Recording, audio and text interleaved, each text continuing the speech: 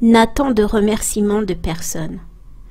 Dieu a créé les êtres humains pour qu'ils le vénèrent, et il les a pourvus de ses bienfaits pour qu'ils lui soient reconnaissants.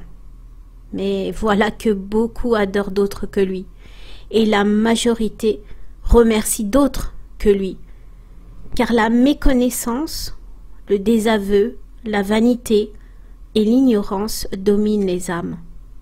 Ne soyez pas choqués si ces gens-là ont ignoré vos faveurs ou vos bontés, et oubliez les services rendus.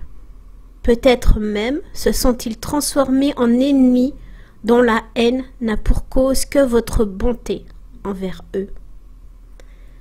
Dans les pages de l'histoire qui se répètent indéfiniment, le récit d'un père ayant élevé son fils, l'ayant nourri, habillé, ayant veillé à son instruction, s'étant privé de sommeil pour que l'enfant dorme, ayant eu faim pour qu'il soit rassasié, et ayant souffert pour qu'il se repose, et qui pourtant, une fois l'enfant grandi et devenu fort, est récompensé par la désobéissance, le mépris, le dédain, la haine et l'irrespect de son enfant.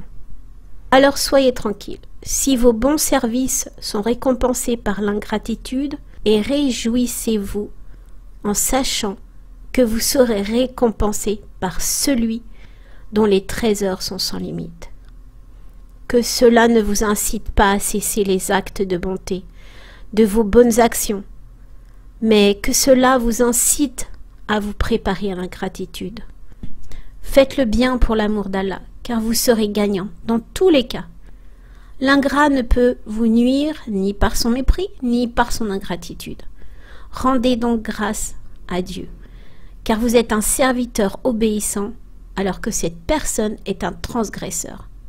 N'oubliez pas que la main qui donne est meilleure que celle qui reçoit. De nombreux hommes pieux et raisonnables ont ignoré l'ingratitude de ces viles personnes qui, semble-t-il, n'ont pas entendu le verset contenant, comme de nombreux autres, une reprimande à leur égard pour leur insolence et leur rébellion. Ne soyez pas surpris si celui à qui vous avez offert un stylo pour qu'il puisse écrire s'en serve pour se moquer de vous, ou si celui à qui vous avez donné un bâton pour aider à marcher s'en sert pour vous frapper. C'est la nature de cette misérable humanité enveloppée du linceul de l'ingratitude envers son Créateur, le Très-Haut, le Très-Grand. Comment pourrait-il en être autrement en votre égard ?